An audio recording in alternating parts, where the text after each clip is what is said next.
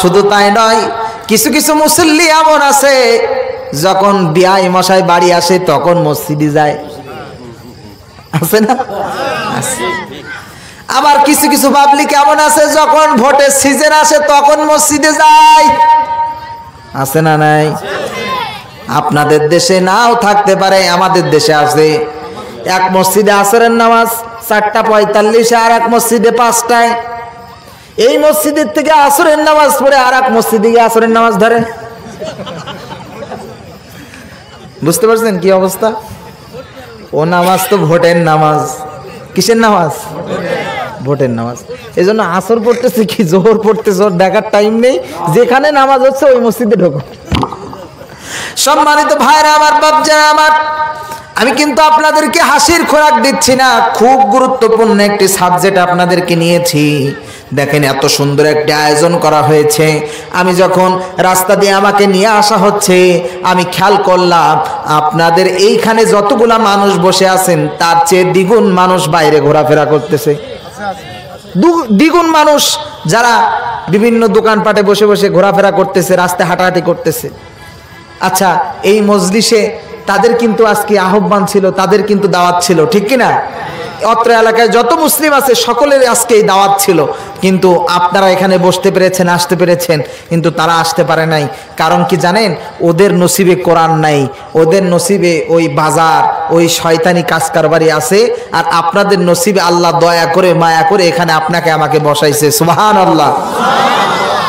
সম্মানিত ভাইরা আমার, বাপজা আমার, যারা বাইরে ঘোরাফেরা করছি, আমি হঠাৎ করে আমি আপনাদের এখানে এসে সর্বপ্রথম আলোচনার বিষয় নিয়েছিলাম আর একটা, কিন্তু তাদেরকে দেখেই আমার মন মাইন্ড চেঞ্জ হয়ে গেল। আমি চিন্তা করলাম আজকে আলোচনা হবে ওদের নিয়ে। কাদের নিয়ে? ওদের নিয়ে, অর্থাৎ যারা কোরআনের সাথে সম্পর্ক নেই, ওরা যারা মুখ ফিরাই নিল। এত সুন্দর আয়োজন করলেন, তারা আসলো না, ওরা রাস্তায় ঘোরাফেরা করতেছে, ওদের নিয়ে বয়ান করার দরকার আছে না নাই? দেখেন আবার আমার গাড়ি আটকাই থাই না যেন। গাড়ি আটকাবে না তো? ঠিক আছে, আছেন তো? আচ্ছা, দেখা যাবে, যা আছে কপালে দেখা যাবে কাল সকালে। যাই হোক, সম্মানিত ভাইরা আমার, তাহলে নাম্বার 1 শাস্তি আল্লাহ দেবে দুনিয়ায়। কোথায় দেবে? মনে আছে তো? 2 নাম্বার শাস্তি দেবে কিয়ামতে। মনে আছে তো? এবার আসেন, 1 নাম্বার শাস্তি বললাম, দুনিয়ায় কোনো কিছুতেই শান্তি পাবে না। আচ্ছা বলেন তো দেখি, ইসলাম ছাড়া কি কোনো কিছুতে শান্তি পাওয়া যাবে নাকি? ইসলাম আছে যেখানে শান্তি আছে, ইসলাম নাই যেখানে শান্তি নাই।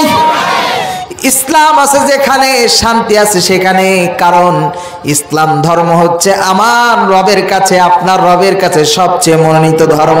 সুবহানাল্লাহ। আল্লাহ নিজেই ঘোষণা দিলেন, ইন্নাদ দীনা ইনদাল্লাহিল ইসলাম।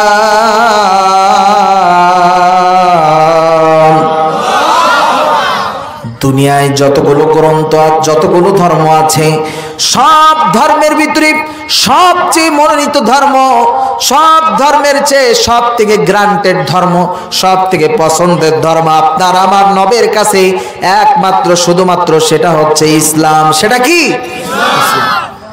সম্মানিত ভাইরা আমার, ইসলাম ছাড়া শান্তি কখনোই সম্ভব নয়। এই কোরআন 1500 বছর আগে নাজিল করা হয়েছে, কিন্তু আপনি কোরআনকে যদি এখন এই 2025 সালে আপনার বাস্তব জীবনে মিলায় দেখেন, তা মনে হবে যে কোরআন নাজিল হয়েছে 2025 সালে, ঠিক কিনা?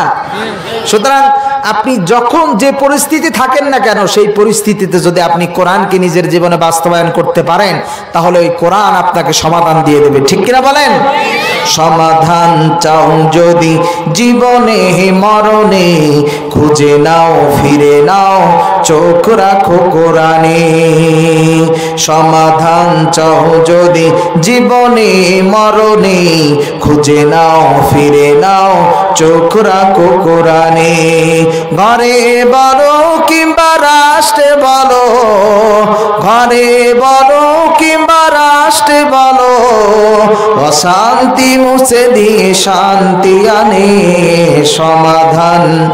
সমাধান চাও যদি জীবনে মরণে, খুঁজে নাও ফিরে নাও চোখ রাখো কোরআনে, ঠিক কিনা? আল্লাহ রাব্বুল আলামিন ইসলাম মানেই হচ্ছে শান্তি। আপনাদেরকে উদাহরণ দিলে বুঝবেন। আমার বন্ধুরা, আমার ভাইয়েরা, আপনাদের সমাজের ভিতরে মুদিখানার দোকান আছে না নাই? জোরে বলেন আছে না নাই? আসতে বলেন আছে না নাই? আছে। মুদিখানার দোকানে কর্মচারী রাখে কিনা? সব কোথায় যাচ্ছে? ভাল লাগছে না কি? ভাল লাগতেছে না? মুরব্বি মুরব্বি,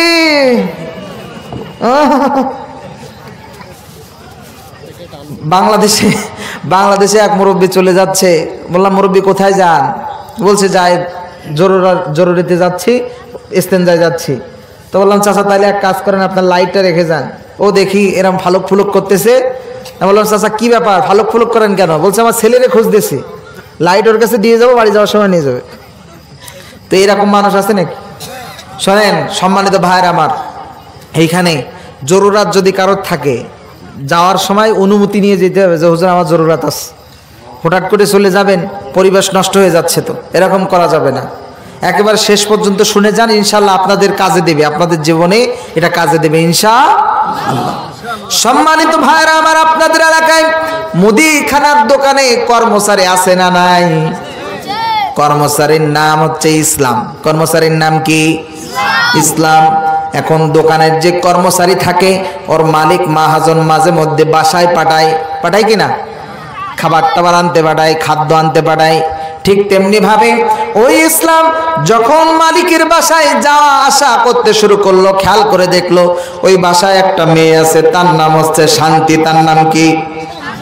জোরে বলেন শান্তি।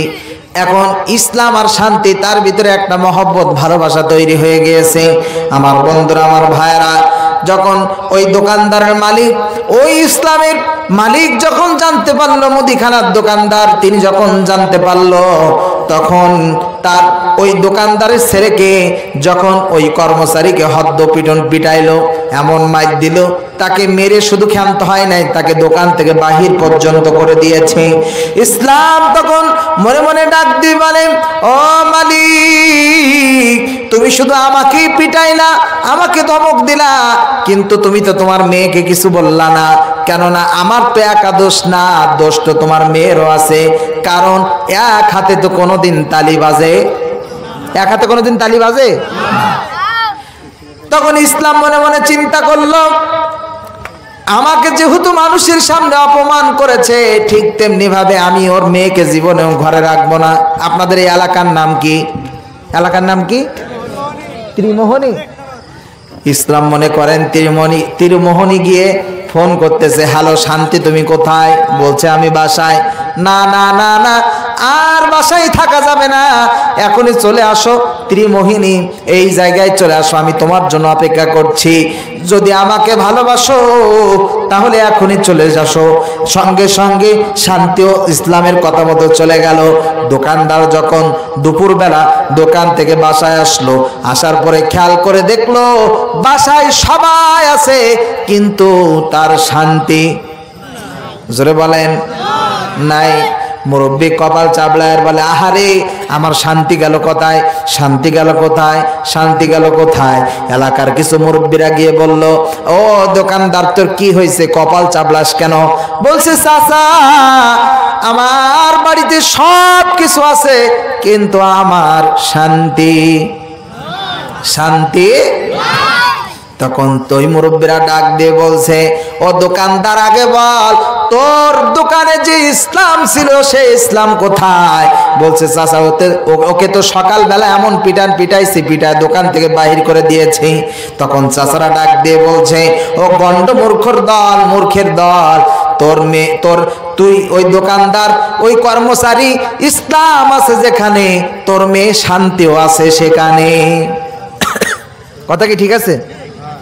একটু জিকির করেন, লা ইলাহা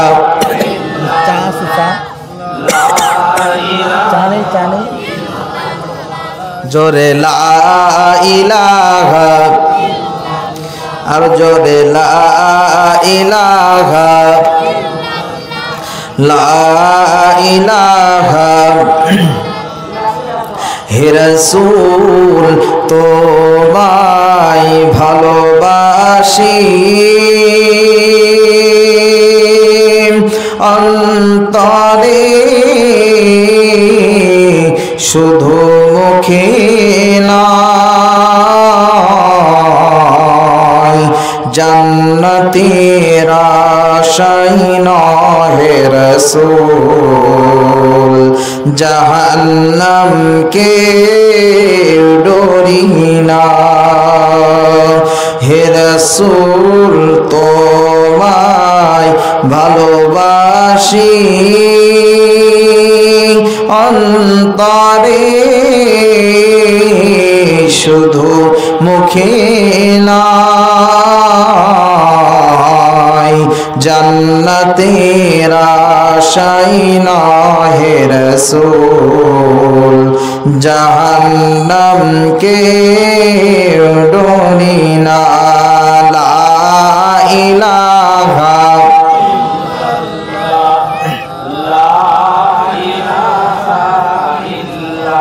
জোরে লা ইলাহা, আর জোরে লা ইলাহা,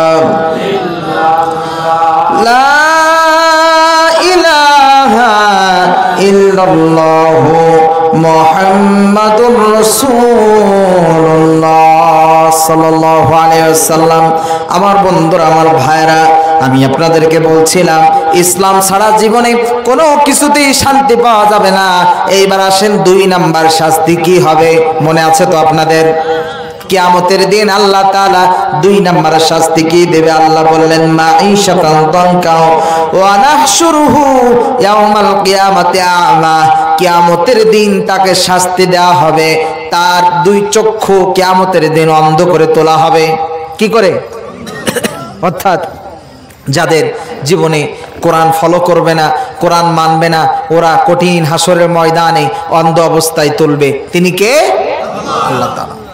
এবার আসেন আরেক জায়গায় তো আছে, যাদেরকে অন্ধ করে তুলবে ওরা আবার আল্লাহর কাছে প্রশ্ন করবে। কি করবে? আল্লাহ ভালোভাবেই জানে।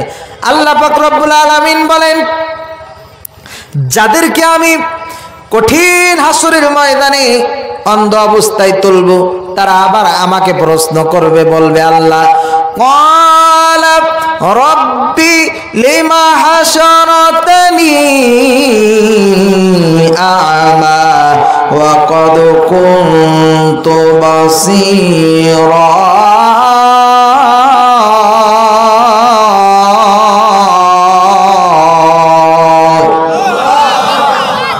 আল্লাহ বললেন, তারা বলবে ক্বালা রব্বি, ও আমাদের রব, ও হে আমাদের রব, লিমা হাশারাতানি।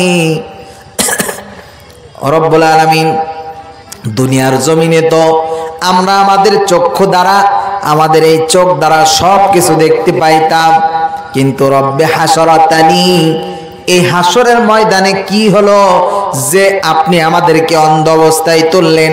প্রশ্ন করবে তারা চক্ষু অন্ধ অবস্থায় ওই হাসরের ময়দানে উঠবে যারা। কথা কি বুঝতে পারছেন? তাহলে আপনি নিজের জীবনে কোরআনকে যদি বাস্তবায়ন না করেন, আপনারা এখানে যারা উপস্থিত আছেন আপনারা খুব ভালোভাবে জানেন আপনার জীবনে কতটুকু আপনি কোরআনকে ফলো করেন। আমি সর্বপ্রথম আপনাদেরকে বলেছিলাম আজকে অধিকাংশ মানুষের বাসায় কোরআন আছে, কিন্তু কোথায় আছে আমি যদি জিজ্ঞাসা করি, আপনারা বলবেন হুজুর কোরআন আমার বাসায় আছে ঠিক, কিন্তু কোরআনটা আছে মাসার উপরে, কোরআনটা আছে সানসেটের উপরে, কোরআনটা আছে আলমারির উপরে, কোরআনটা আছে এরকম শোকেসের উপরে। কথা কোন ঠিক কিনা? কিন্তু দুঃখজনক হলো সত্য, অধিকাংশ মানুষ এমন আছে যাদের বাসায় টিভি আছে, দেখবেন কোরআন তো থাকে মাসার উপরে আর টিভিটা থাকে একেবারে বাসার মেন পয়েন্টে। কথা কয় না? টিভি থাকে একেবারে বাসার কোথায়? মেন পয়েন্ট, যেন মানুষজন উঠলে ভালো করে দেখতে পারে। টিভি আবার ডেলি একবার করে মোছে। কথা কয় না? ধুলো পড়লে মোছে না? আমি কি মিথ্যা বলতেছি? কিন্তু মোছার দরকার ছিল কোরআন। এমন জায়গায় কোরআন রেখে দিয়েছে, তেলাপোকা, ইঁদুর, টিকটিকি কত কি ওর ওপর দিয়ে হেঁটে যায়, কোনো দিক খোঁজ নেয় না। হ্যাঁ, খোঁজ নেয় কখন? এই যে কিছুদিন আগে খোঁজ নিয়েছিল রমজান মাস। কথা কি বুঝতে পারেননি? 1 বছর পরে খোঁজ নেয়। সম্মানিত ভাইরা আমার, কোরআন কি শুধু এক মাসের জন্য নাজিল করা হয়েছে নাকি? জোরে বলেন। কোরআন শুধু এক মাসের জন্য নাজিল করা হয় নাই, কোরআন নাজিল করা হয়েছে মানুষের জীবন যাত্রা পরিবর্তনের জন্য, সারা বছরের জন্য। কথা কোন ঠিক কিনা? আমার বন্ধুরা, আমার ভাইরা, তাহলে আপনি কোরআনকে কেমন মহব্বত করেন যে আপনার কোরআন থাকে মাসার উপরে, আপনার কোরআন থাকে আলমারির উপরে, আপনার কোরআন আপনি মেন স্পটে রাখতে পারেন না। অথচ যে টিভির দ্বারা প্রতিনিয়ত আপনার আমল নামায় গোনা হয়, সেই টিভি আপনার বাসার মেন স্পটে থাকে। আমার বন্ধুরা, আমার ভাইরা, এর ভিতরে অনেক মানুষ আছে যারা মূর্খ মানুষ, যারা কোরআন পড়তে পারে না, এমন মানুষ আছে না নাই? কম না বেশি? যারা বলেন। যদি বলা হয় চাচা একটু সূরা ইখলাসটা পড়েন, বলে বাপ সূরা ইখলাস পড়তে পারে না, কুল আল্লাহ উড্ডা পারি। সূরা ইখলাসটা নাম জানে না। চাচা সূরা ফাতিহাটা বলেন, বলে বাপ সূরা ফাতিহা জানি না, আলহামদুলিল্লাহ জানি। কথা কয় না। আমি কি হাসির খোরাক দিচ্ছি? এটাই তো বাস্তবতা। পড়তে পারে না। কিন্তু আপনারা আফসোস করেন না, কষ্ট করেন না, কেননা যারা মুরব্বী মানুষ আছেন, মূর্খ সুর্খ, আপনারা তো সেই জামানায় তত শিক্ষা দীক্ষা পান নাই। সন্তানকে লালন পালন করতে গিয়েই আপনারা শিক্ষা দীক্ষা করতে পারেন নাই, ঠিক না? তো আপনারা যারা কোরআন পড়তে জানেন না, আপনাদেরকে আমি একটা ধামাকা অফার দিয়ে যাই। ধামাকা দেখেন না, বিশাল কোম্পানির যখন অফার দেয়, বলে এবার ঈদে আসছে ধামাকা অফার, একটা কিনলে একটা ফ্রি, তাই তো নাকি? তা আমি আপনাদেরকে একটা ধামাকা অফার দিয়ে যাই, দেব? যারা মুরব্বী মানুষ আছেন, কোরআন পড়তে পারেন না, রাসূল সাল্লাল্লাহু আলাইহি সাল্লাম বলছেন যে ব্যক্তি কোরআন পড়তে পারে না, ওই ব্যক্তি যদি কোরআন শিখতে শিখতে, অর্থাৎ আপনি যদি আলিফ বাতা শিখতে শিখতে মারা যান, কঠিন হাসরের ময়দানে আল্লাহ তাআলা আপনাকে কোরআনের হাফেজ হিসাবে তুলবে। সুবহানাল্লাহ। কিন্তু কি করা লাগবে? চেষ্টা করা লাগবে। আপনি চেষ্টা করবেন না, কিছু করবেন না, আর এমনি এমনি আপনি কোরআনের হাফেজ হয়ে যাবেন, এমনি এমনি জান্নাত পেয়ে যাবেন, তাহলে আর যত মানুষ আছে দুনিয়ায় বেধর্মী, এরা কোনে যাবে? কথা কয় না। সুতরাং আপনাকে আমাকে চেষ্টা করতে হবে। এখানে কয়জন চেষ্টা করেন? এখানে তো অধিকাংশ মানুষ হুজুরের কাছে বলেনি না যে হুজুর আমার এই সূরাটা একটু শুদ্ধ করে দেন, বলেন কেউ? কেউ বলেন না। সম্মানিত ভাইরা আমার, বাচ্চারা আমার, আপনাদের মতো এক মুরব্বী, তিনি মূর্খ সূর্খ মানুষ, তিনি অত কোরআন পড়তে পারে না, কোরআন সম্পর্কে তার কোনো ধারণা নেই। আমার বন্ধুরা, আমার ভাইরা, তিনি একদিন হঠাৎ করে মারা গেল। মারা যাওয়ার পরে তার কিছু সন্তান ছিল, ওই সন্তানরা পর্যন্ত তার বাবাকে কিভাবে দাফন কাফন করবে এটা জানে না। আমাদের সমাজে এমনও সন্তান আছে, আপনার সন্তানকে আপনি ইংলিশ মিডিয়ামে পড়ান, আপনার সন্তানকে আপনি ডক্টর বানান, ইঞ্জিনিয়ার বানান, কিন্তু আপনার সন্তানকে যদি আপনি কোরআনের শিক্ষা না দেন, আমার নবীর ভাষায় আপনার সন্তান কোনো শিক্ষিত না, ও হচ্ছে মূর্খ। ও কি? জোরে বলেন। আগে কোরআনের শিক্ষা, তারপরে অন্যান্য শিক্ষা।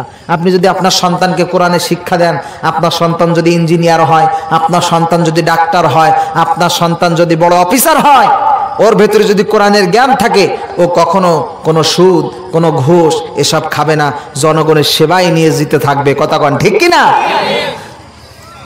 ভাই এলান হবে না বাবা, আমি এলান একবার করি তো জাসাদ চলাকালীন কোনো কথা চলবে না, কারো খাওয়া বাকি থাকে আপনারা চুপচাপ যে খেয়ে আসবেন, কারণ রান্নার লোক আপনাদের জন্য অপেক্ষা করছে, ওরাও জাসাদের সাথে রান্না বন্ধ করে দেবে। কেউ বাকি থাকলে আপনারা চলে যাবেন, খেয়ে আসবেন। যদি কেউ বাকি থাকে, যদি কেউ খাওয়ার জন্য বাকি থাকেন, খেয়ে আসতে পারেন, সমস্যা নেই। এসছে আর কি আয়োজন চান, খাইতেও দিচ্ছে আপনাদের, তাহলে বলেন। সম্মানিত ভাইরা আমার, বাচ্চারা আমার, খুব মনোযোগ দিয়ে শোনেন, আলোচনার শেষ পর্যায়ের দিকে যাচ্ছি। কোথায় ছিলাম বলেন তো? বলেন। এক মুরব্বী, আচ্ছা 1 মিনিট ছুটি দিলাম, আপনারা জিকির করেন, আর এর ভিতরে যারা খাইনি চলে যাবে। হ্যাঁ, লা ইলাহা, যারা খান নাই উঠে যান তাড়াতাড়ি। চা আসছে নাকি ভাইজান? একটু পানি দেন তাহলে। এই এত মানুষ খান নাই আপনারা,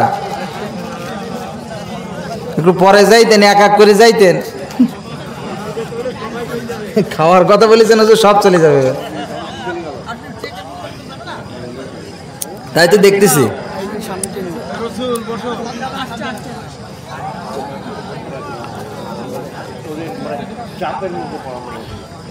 এই বাবা, আপনাদের খারাপ লাগতেছে? আমি শেষ করে দেবো, আর একজন উঠবে? আপনারা বলেন না হ্যাঁ, তাহলে আমার তো কষ্ট কম হয়। আচ্ছা, যারা খাইতে যাচ্ছে যাক না, আমরা যে কয়জন আছি সেই কয়জন নিয়ে আলোচনা হবে ইনশাআল্লাহ। তো আপনাদের কাছে আবার একটু অনুরোধ করে, আপনারা আর একটু আগে আসতে পারবেন? আগে আসেন তো। আমার চোখে এমনি কম দেখি, দেখলেন না চশমা খুলে রাখলাম, দেখতে পাচ্ছি না কিছু। একটু আগে আগে আসেন। এই আরো মানুষ উঠে যাবে। এখন খাওয়ার কথা যে কেন বললেন হুজুর? লাস্টে বলতে তো ওই সুযোগ খুঁজতেছিল তো, কিভাবে যাবে? সম্মানিত ভাইরা আমার দিকে খেয়াল করেন। ইসলামের জন্য বেশি লোকের প্রয়োজন নেই। ইসলাম বিজয়ের জন্য 313 জন সাহাবীদেরকে প্রয়োজন। কতক্ষণ ঠিক কিনা? ইসলামের জন্য 313 জন মুমিন যদি থাকতে পারে, ওই দিনে আল্লাহ তাআলা বিজয় দিয়ে দেবে। কতক্ষণ ঠিক কিনা? এই এত মানুষ দেখে কোনো লাভ নেই। এর ভিতরে খাঁটি কয়জন আছে? খাঁটি কে আছে? এর ভিতরে খাঁটি মানুষ তো 313 জনই খুঁজে পাওয়া যাবে না। ঠিক কিনা বলেন? সম্মানিত ভাইরা আমার, তাহলে বলছিলাম যারা মুরব্বী মানুষ, আপনারা মন খারাপ করেন না। এক মুরব্বী, তিনি পড়তে পারে না। তিনি যখন মারা গেলেন, তার সন্তানরা জানে না তার বাবাকে কিভাবে দাফন কাফন করবে। আজকে সমাজের ভিতরে এমন সন্তান পাওয়া যায় যে জানাজায় কি দোয়া পড়তে হয় এটা পর্যন্ত জানে না। আছে না নাই? জোরে বলেন। আচ্ছা বলেন তো দেখি, মনে করেন এই জায়গায় একজন মারা গেল, তার সন্তান সে জানাজা পড়াইতে পারে না, এখন আসে মসজিদের হুজুরের কাছে। আছে না নাই? আসে না মসজিদের হুজুরের কাছে যে হুজুর জানাজা পড়াইতে হবে? আচ্ছা বলেন তো দেখি, হুজুর যখন জানাজা পড়াবে, হুজুর কিন্তু যখন জানাজা পড়াবে তখন হুজুর মনে মনে চিন্তা করবে জানাজা শেষে 500 টাকা দেবে নাকি 1000 দেবে? কথা কয় না? জানাজা শেষে 500 দেবে না 1000 দেবে? এরা তো, এদের অবস্থা তো খুব ভালো না, নাও দিতে পারে, তাই তো?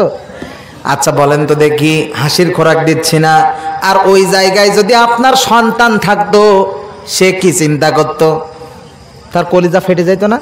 আমার জীবনে আমি আমার বড় চাচার জানাজা পড়াইছি। দেখবেন পরিবারের কোনো সন্তান মাদ্রাসায় ভর্তি হইলে সবাই কিন্তু তারে যত্ন করে। ঠিক কি না? সবাই যত্ন করে না? এলাকাবাসী যত্ন করে, তার বাপ চাচারা সবাই যত্ন করে না?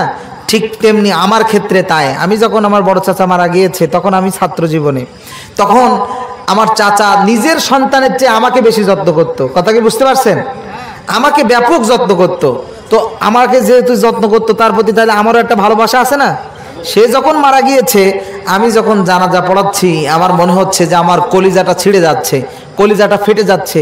আমি কান্না করতে করতে কোনো দোয়াই পড়তে পারতেছি না, এমন একটা অবস্থা। তো এখানে যদি অন্য হুজুর থাকতো, ওর কি এরকম হইতো? কথা কয় না? তো আপনার ছেলে যদি আপনার জানাজা পড়ায়, আর হুজুর যদি মসজিদের হুজুর গিয়ে জানাজা পড়ায়, আপনার ছেলে পড়ানো আর মসজিদের হুজুর পড়ানো কি এক হবে? কথা কয় না? তাহলে আপনার সন্তানদেরকে জানাজা শিক্ষা দেন যে বাপ মরলে কোনো পাড়ার হুজুরের ডাকার দরকার নেই, তুই আমার জানাজা পড়াস। ঠিক কি না?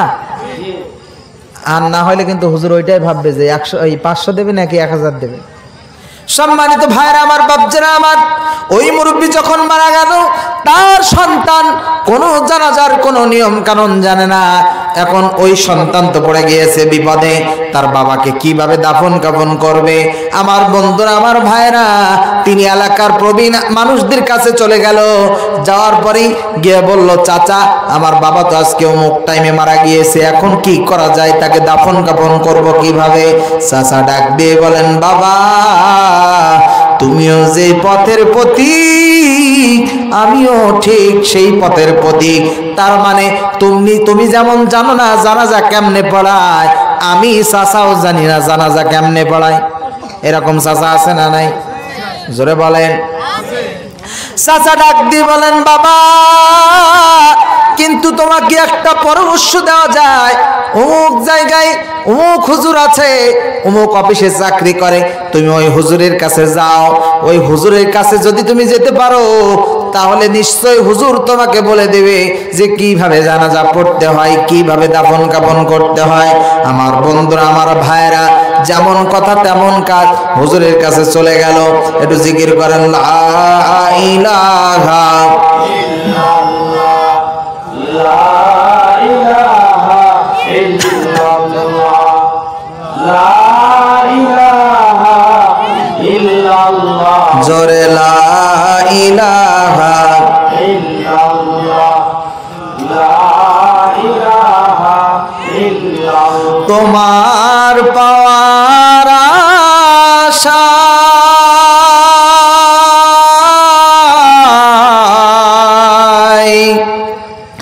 মন ছুটে যায় মদিনায়, তোমার পাওয়ার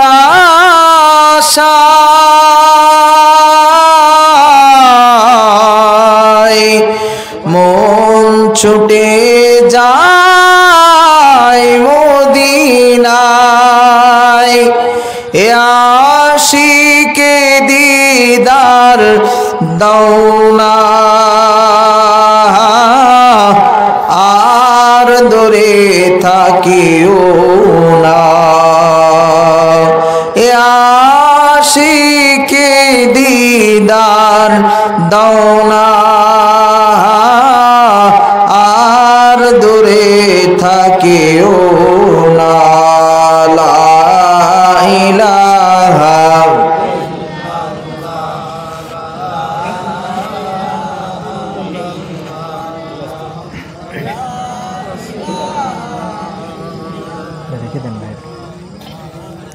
লা ইলাহা ইল্লাল্লাহু মুহাম্মাদুর রাসূলুল্লাহ সাল্লাল্লাহু আলাইহি ওয়াসাল্লাম।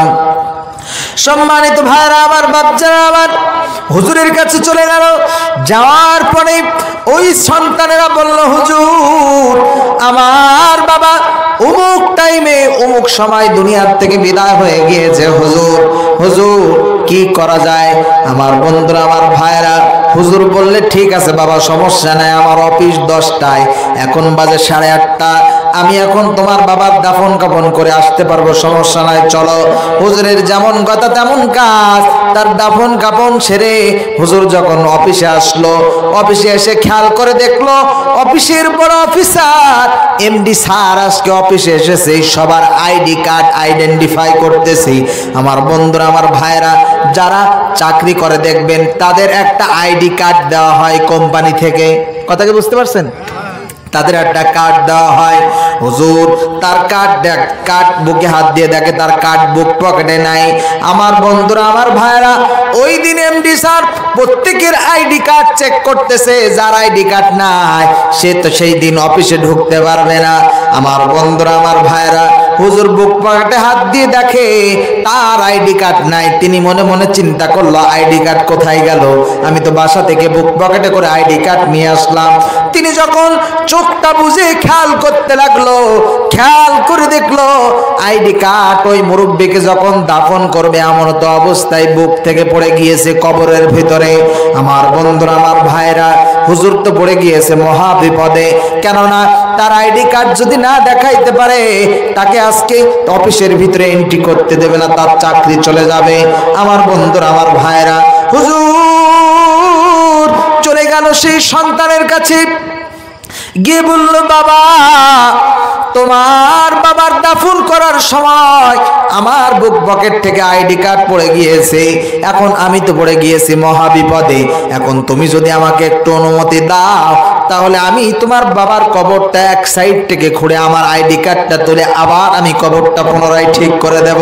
তিনি বললেন, হুজুর কোনো সমস্যা নাই, আপনি যেটা ভালো মনে করেন সেইটাই করেন। হুজুর যেমন কথা তেমন কাজ। কবরটা এক সাইডটা খুললো, খুঁড়ে আবার আইডি কার্ডটা তুলে নিয়ে আসবে। এমনও তো অবস্থায় হুজুর খেয়াল করলো যখন আইডি কার্ডটা তুলবে, এমনও তো অবস্থায় হুজুর খেয়াল করলো যে কবর থেকে যা ফুলের ঘেরান তার নাকের ভিতরে আসতেছে। সুবহানাল্লাহ। তিনি তখন ওই সন্তানদেরকে কবরটা আইডি কার্ডটা তুলে কবরটা পুনরায় ঠিক করে সন্তানকে ডাক দিয়ে বললেন, খোকা তোমরা যখন আমার কাছে গিয়েছিলে তোমরা বলেছিলে হুজুর আমার বাবা খুব শিক্ষিত মানুষ না, খুব জানলেওয়ালা মানুষ না, তিনি কিছুই জানতো না, মূর্খ মানুষ, নামাজ কালামও ঠিকভাবে পড়তে পারতো না, কিন্তু তোমাদের কথার সাথে তোমার বাবার কবরের তো আমি মিল পাই না। কেননা হুজুরের তো আর বুঝতে বাকি নাই কবরের ভিতর থেকে কিসের ঘ্রাণ আসতেছে। হুজুর তখন বলল, বলো তো দেখি তোমার বাবা কি এমন আমল করতো, কি কাজ করতো? তারা বলল, হুজুর আমরা জানি না, হয়তো আমার মা জানতে পারে। মায়ের কাছে যখন গেল, যাওয়ার পরে যখন বলা হলো, মহিলা আপনি বলেন আপনার স্বামী কি এমন আমল করত? তখন ওই মহিলাও বলল, হুজুর আমিও তো জানি না আমার স্বামী কি এমন আমল করত, কি এমন কাজ করত। আমার বন্ধুরা, আমার ভাইয়েরা, এইটা এই পর্যন্ত থাক। এইবার আসেন, আপনাদেরকে বলেছিলাম যে দুইটা শাস্তি, তার ভিতরে একটা দুনিয়ায় দিয়ে দিয়েছে আল্লাহ, জীবনে কোনো কিছুতেই শান্তি থাকবে না। এখন আপনাদের জীবনে যাদের শান্তি নাই, যাদের বউ কথা শোনে না, আয় রোজগার নাই, যাদের জীবনে কোনো শান্তি নাই, সন্তান কথা শোনে না, যাদের জীবনে রোগ বালাই রেগে আছে, আজকে যাবেন, বাসায় যাবেন আর সম্পর্ক তৈরি করবেন কোরআনের সাথে, আল্লাহর সাথে। কথা কোন ঠিক কিনা? তাহলে আপনার সমস্যার সমাধান আল্লাহ করে দেবে।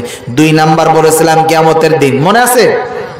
যারা অন্ধ অবস্থায় তুলবে ওরা আল্লাহকে বলবে, ক্বালা রাব্বি লিমা হাশারাতানি, ও আমাদের রব এই হাসরের ময়দানে আপনি আমাদেরকে কেন অন্ধ করে তুললেন? কি কারণ? আমরা তো দুনিয়ায় দেখতে পাইতাম, সবকিছু দেখতে পাইতাম।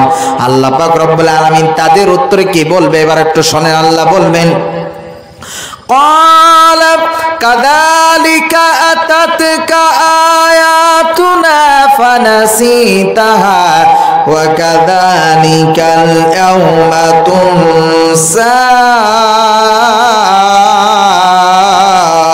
জোরে বলেন আল্লাহু আকবার।